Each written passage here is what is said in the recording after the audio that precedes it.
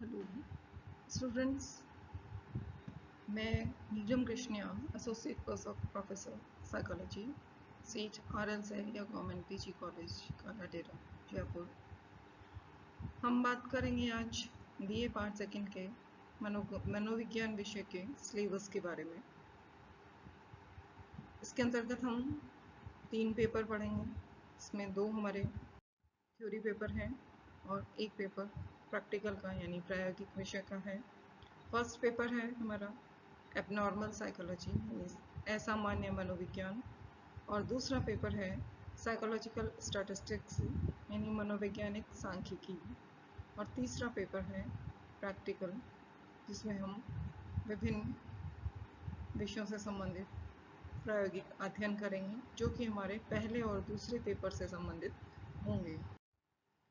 दोनों फर्स्ट और सेकंड दोनों पेपर हमारे 75 मार्क्स के होंगे और थर्ड पेपर हमारा 50 मार्क्स का होगा, यानी कि टोटल 200 मार्क्स का हमारा सब्जेक्ट होगा। फर्स्ट पेपर है एबनॉर्मल साइकोलॉजी यानी असामान्य मनोविज्ञान। उसमें हमारे पास 3 सेक्शन हैं। पहला सेक्शन, जिसके अंतर्गत हम फर्स्ट चैप्टर में पढ़ेंगे मेंटल डिसऑर्डर्स यानी कि मानसिक विकार क्या होते हैं, उनकी परिभाषाएं। एस इंडिकेटर्स ऑफ एबनॉर्मेलिटी यानी असामान्यता के क्या संकेत हैं, कैसे हमें पता चलता है कि कौन व्यक्ति सामान्य है और कौन व्यक्ति असामान्य है। उसके पश्चात जो है हम पढ़ेंगे DSM यानी क्लासिफिकेशन है ये असामान्यता का, यानी कि जो हमारी मानसिक बीमारियां हैं उनके लिए एक मैनुअल बनाया गया था, डायग्नोस्टिक और स्टैटिस्टिक मैनुअल, जो कि APA यानी कि अमेरिकन साइकोलॉजिकल एसोसिएशन ने बनाया था। उसके कई पार्ट्स आ चुके हैं, DSM 1, DSM 2, 3, 4, 5 इस तरह।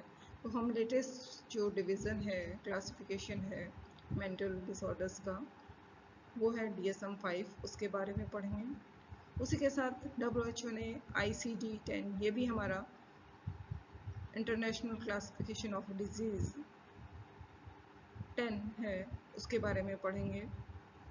उसी के साथ मेंटल हेल्थ प्रोफेशनल्स कौन से होते हैं और उनका क्या काम होते हैं, कि जो मानसिक स्वास्थ्य पेशावर जिनको हम कहते हैं, चाहे वो डॉक्टर्स हैं, नर्सेज हैं, और भी कई कैटेगरीज आती हैं, उनके बारे में हम पढ़ेंगे। सेकेंड चैप्टर है casual factor and view points, यानी कि जो हमारा असामान्य व्यवहार है या असामान्यताएं हैं या मानसिक विकार हैं, उनके कौन कौन से कारण हैं और उनकी क्या व्यू पॉइंट्स हैं, क्या विचारधाराएं हैं, जैसे risk factor and causes, necessary and sufficient and contributory, why causes। उसके बाद मॉडल है हमारा diathesis stress model, biological model, psychological and social perspective. ये हमारे अलग अलग संदर्भों में हम असामान्यता को पढ़ेंगे, अलग अलग परिप्रेक्ष्य में, कि जैविक, मनोवैज्ञानिक और सामाजिक परिप्रेक्ष्य क्या है, इस संदर्भ में हम बात करेंगे। थर्ड चैप्टर है क्लिनिकल असेसमेंट एंड डायग्नोसिस, यानी कि जो मानसिक विकार हैं उनका हम कैसे पता करते हैं, उनका डायग्नोस कैसे करते हैं। जैसे हम बीमार हो जाते हैं तो हमें कोई प्रॉब्लम होती है तो डॉक्टर कहता है ना, टेस्ट कराइए, CT स्कैन कराइए। इसी तरह मानसिक जो बीमारियां हैं उनके पहचानने के लिए भी, उनको डायग्नोस करने के लिए भी कुछ टेस्ट और असेसमेंट्स किए जाते हैं। उनमें क्या क्या उस तत्व होता है, आधारभूत तत्व कौन कौन से होते हैं असेसमेंट के यानी मूल्यांकन के, फिजिकल और साइको सोशल यानी कि भौतिक मापन मूल्यांकन तथा मनो सामाजिक मूल्यांकन किया जाता है। दूसरा सेक्शन है जिसके अंतर्गत हम विभिन्न बीमारियों या मानसिक विकारों के बारे में हम पढ़ेंगे, जैसे एंजाइटी यानी चिंता, OCD यानी ऑब्सेशन ऑब्सेशन कंपल्शन, यानी जिसको हम कई बार हम कहते हैं, कई आदत हमें पड़ जाती है कि बार बार हम कोई काम करते हैं, जिसको हम कहते हैं मनोग्रस्ती बाध्यता। ऑब्सेशन कंपल्शन को हम हिंदी में कहते हैं। तथा ट्रॉमा एंड स्ट्रेस, यानी कि कोई हमें आघात लग गया हो या स्ट्रेस यानी तनाव हमारे अंदर कुछ हो, और उससे संबंधित और रिलेटेड डिसऑर्डर्स, जो आघात और तनाव है, प्रतिबल है, उससे संबंधित विकार हैं, उनके बारे में पढ़ेंगे। उनका क्या क्या प्रकार होते हैं, types and clinical picture. Clinical picture यानी कि क्या उनका सिनेरियो है, किस तरह से उनके लक्षण होंगे, क्या कारण हो सकते हैं, तथा कैजुअल फैक्टर्स। अगला चैप्टर हमारा है 5वां है mood disorders and suicide. Mood disorders यानी कि मन के विकार हैं, यानी हमारी मनोदशा, कई बार हमारा मूड खराब होता है तो उस मूड से रिलेटेड जो मानसिक विकार हैं उनके बारे में पढ़ेंगे, जिनको हम मनोदशा विकार कहते हैं। एंड सुसाइड यानी आत्महत्या। मनोदशा विकारों के हम प्रकार पढ़ेंगे, क्लिनिकल पिक्चर और कैजुअल फैक्टर्स, कि क्या क्या कारण हो सकते हैं हमारी मूड डिसऑर्डर्स के और सुसाइड्स के, किन लोगों में ज़्यादा पाया जाता है, किस तरह के कारक होते हैं, और क्या उनका हम निदान ट्रीटमेंट कर सकते हैं। इसी तरह अगला चैप्टर है somatic symptoms and dissociative disorders, यानी कि हमारे विच्छेदी विकार जिनको हम कहते हैं, और कुछ कायिक लक्षण होते हैं। सोमैटिक सिम्टम्स यानी कि कायिक लक्षणिक विकार जो हैं उनके बारे में पढ़ेंगे, उनके प्रकार, उनका क्लिनिकल पिक्चर, उनके फैक्टर्स, ट्रीटमेंट। उसके बाद हम सी सेक्शन पे आते हैं। सी सेक्शन में हम पढ़ेंगे फीडिंग एंड ईटिंग डिसऑर्डर, यानी हमारा भोजन करने का फीडिंग यानी तरीका किस तरह से, और खाने के संबंधित विकार, उनके बारे में पढ़ेंगे। कितने प्रकार के हमारे खाने के ईटिंग डिसऑर्डर्स होते हैं, उनका क्या क्लिनिकल पिक्चर और कैजुअल फैक्टर्स होते हैं, उसके बारे में हम बात करेंगे। 8वां चैप्टर हमारा है सीजोफ्रेनिया, यानी जिसको हम मनोविदलता कहते हैं, यानी कि मानसिक विकारों में सबसे जो हाई लेवल का मानसिक विकार होता है उसको हम सीजोफ्रेनिया कहते हैं। And other psychotic disorders, other मानसिक विकार जिनको हम कहेंगे, उनके क्या क्या प्रकार होते हैं, उनके clinical picture and casual factors के बारे में बात करेंगे।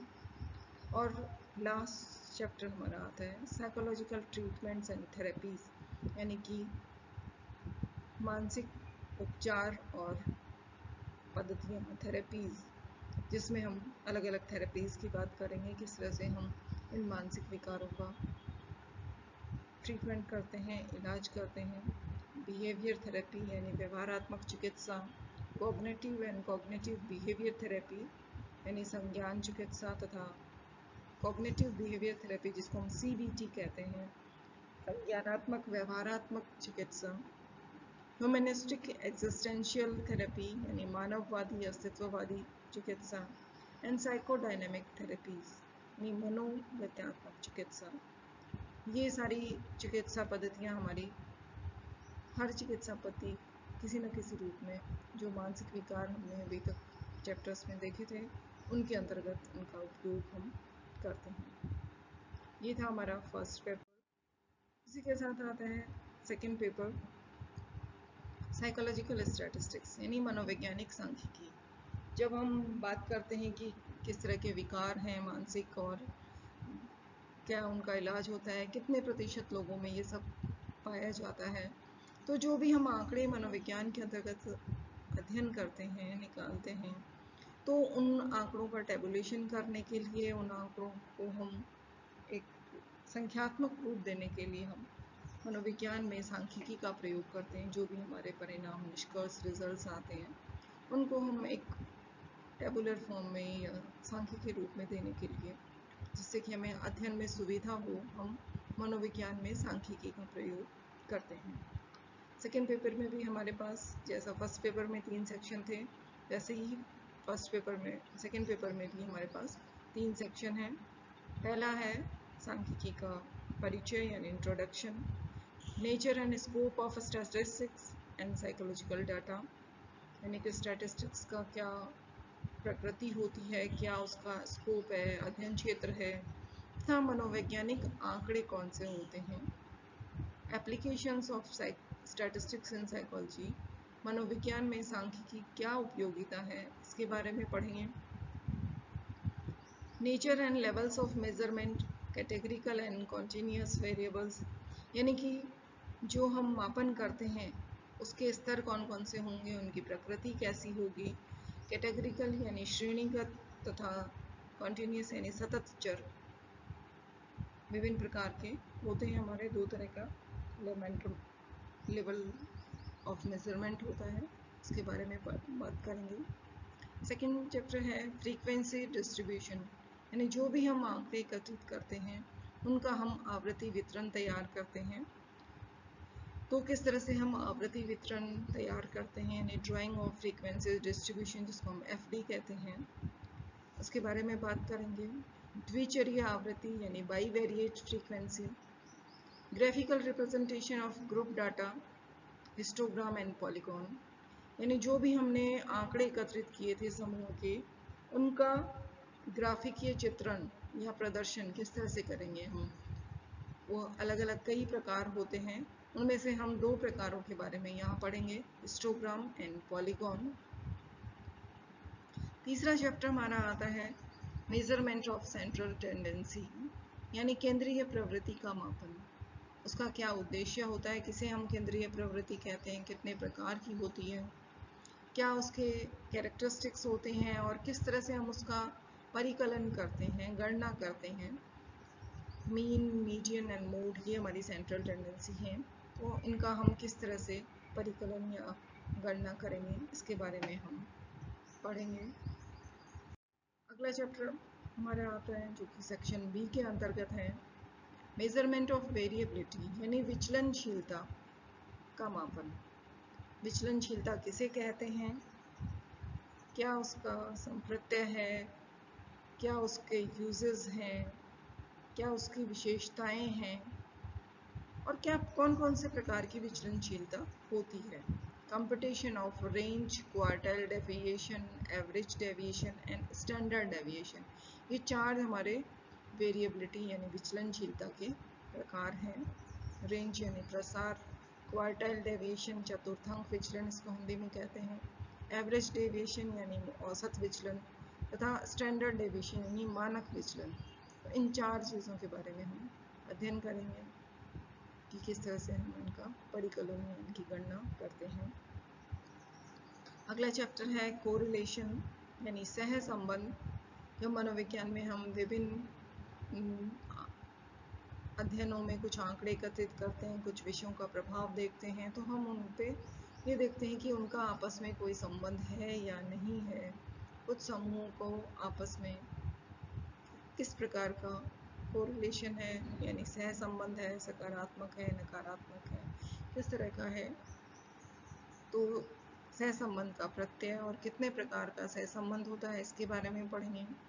और सह संबंध निकालने की कई विधियाँ होती हैं, जिसमें से कुछ विधियाँ हम यहाँ पढ़ेंगे, जैसे पियर्सन प्रोडक्ट मोमेंट कोरिलेशन, यानी पियर्सन का गुण आगुण जो है सह संबंध, जो कि हमें अनग्रुप डाटा से, यानी डाटा भी हमारा तीन तरह का होता है, ग्रुप डाटा, अनग्रुप डाटा और सेमी ग्रुप डाटा।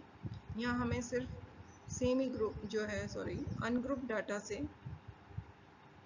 कोरिलेशन निकालना है, वो भी अज्यूम्ड मीन विधि से और एक्चुअल मीन विधि से, यानी जो हमने अनुमानित मध्यमान रखा था और वास्तविक मध्यमान था, उस विधि से हमें सहसंबंध की गणना करनी है। दूसरा मेथड है स्पीयरमैन रैंक ऑर्डर कोरिलेशन, यानी स्पीयरमैन ने श्रेणी क्रम विधि दी थी, उसका हम यहाँ अध्ययन करेंगे। नेक्स्ट चैप्टर है हाइपोथेसिस टेस्टिंग, यानी परिकल्पना परीक्षण तथा इन्फरेंस मेकिंग, अनुमान परिकलन, यानी कि जब कोई हम अध्ययन करते हैं बड़े स्तर के ऊपर किसी भी समस्या का, तो उस समस्या के लिए हमें एक समाधान ढूंढना होता है जिसको हम परिकल्पना कहते हैं। तो परिकल्पना का हम परीक्षण करते हैं, उसके लिए कौन कौन सी विधियां हम यूज़ करेंगे, अनुमान, उसके आधार पर जो रिजल्ट आएंगे अनुमान हम निकालते हैं।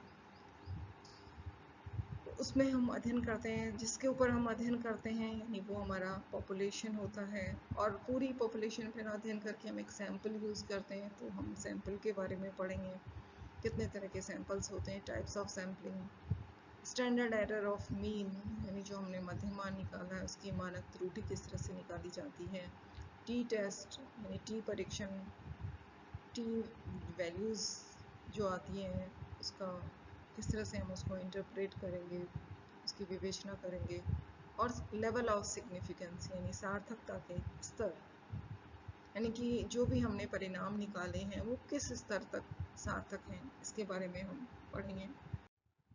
इसके बाद आता है सेक्शन सी। सेक्शन सी में भी हमारे पास 3 चैप्टर्स हैं। पहला है नॉन पैरामेट्रिक टेस्ट,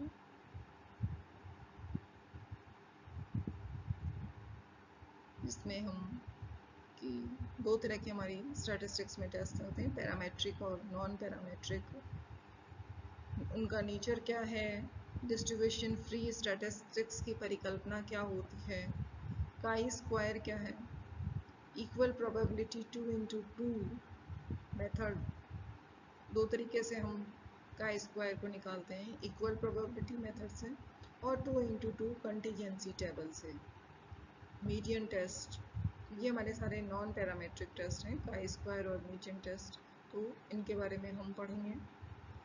अगला हमारा चैप्टर है एनोवा, इसकी फुल फॉर्म होती है एनालिसिस ऑफ वेरिएंस, हिंदी में हम इसको प्रसरण विश्लेषण कहते हैं। उसकी क्या अवधारणा होती है, क्या उसका उद्देश्य है और किस प्रकार से इसका परिकलन किया जाता है। इसके भी कई प्रकार हैं एनोवा के भी, लेकिन हमारे कोर्स में सिर्फ 1 वे एनोवा है, तो हम सिर्फ 1 वे एनोवा पढ़ेंगे। और लास्ट चैप्टर हमारा है कंप्यूटर एनालिसिस। जब हम मनोविज्ञान में सांख्यिकी का प्रयोग करते हैं और आज बड़े स्तर पे कंप्यूटर का प्रयोग हो रहा है, तो जो हमारा डाटा हमने कलेक्ट किया है किसी भी अध्ययन के माध्यम से, तो उसके लिए हम किस तरह से डाटा तैयार करेंगे, टैबुलेशन करेंगे, वो सब हम इसके अंतर्गत अध्ययन करेंगे। और एक सॉफ्टवेयर है जिससे सांख्यिकी की कई विधियाँ यूज़ की जाती हैं, जिसको SPSS कहते हैं, उसका यूज़ किस तरह से किया जाता है हम इसके बारे में बात करेंगे। थर्ड पेपर हमारा है प्रैक्टिकल यानी प्रायोगिक विषय, जिसमें हमारे पास 10 प्रैक्टिकल्स हैं, जिसमें से 8 हमारे फर्स्ट पेपर से संबंधित हैं और 2 हमारे सेकंड पेपर से संबंधित हैं। पहला है असेसमेंट ऑफ मेंटल हेल्थ यानी मानसिक स्वास्थ्य का मूल्यांकन या मापन करना, assessment of state and trait anxiety यानी जो स्टेट और ट्रेट एंजाइटी का प्रकार है, ये दोनों, इनका असेसमेंट करना, इनका मूल्यांकन करना, मेजरमेंट ऑफ डिप्रेशन यानी अवसाद या विषाद का मापन करना, मेजरमेंट ऑफ कोपिंग स्टाइल, जब व्यक्ति किसी स्ट्रेसफुल कंडीशन में होता है तो वो किस तरह से अपने आप को बचाता है, किस तरह से अपनी स्ट्रेसफुल कंडीशंस से बाहर आता है, उस समय वो समय परिस्थितियों के साथ अपने वातावरण के साथ किस तरह अपना समायोजन करता है, कोप करता है, तो वो कोपिंग स्टाइल्स का हम मापन करेंगे। असेसमेंट ऑफ फैमिली पैथोलॉजी कि हमारे परिवार में रोगात्मक स्थिति किस तरह की है, इसका हम मापन करेंगे। वर्ड एसोसिएशन टेस्ट यानी शब्द साहचर्य परीक्षण, 8 स्टेट क्वेश्चनर ने विभिन्न अवस्थाओं लिखी है, उनकी 8 अवस्थाओं के बारे में हम मापन करेंगे। न्यूरोसाइकोलॉजिकल असेसमेंट जो हमारी तंत्रिकी या मनोवैज्ञानिक असेसमेंट होगा, और लास्ट 2 है वो हम स्टैटिस्टिक्स के माध्यम से करते हैं कि जैसे हमने स्ट्रेस का मेज़रमेंट किया और हमने ग्रुप के ऊपर उसका एनालिसिस किया, मेज़रमेंट किया, तो उस ग्रुप डाटा का हम मीन एंड मीडियन निकालेंगे और इसी तरह उस ग्रुप डाटा का हम टी टेस्ट निकालेंगे। ये हमारे तीनों पेपर्स के बारे में थी। नेक्स्ट वीडियो हम पढ़ेंगे फर्स्ट पेपर का फर्स्ट चैप्टर।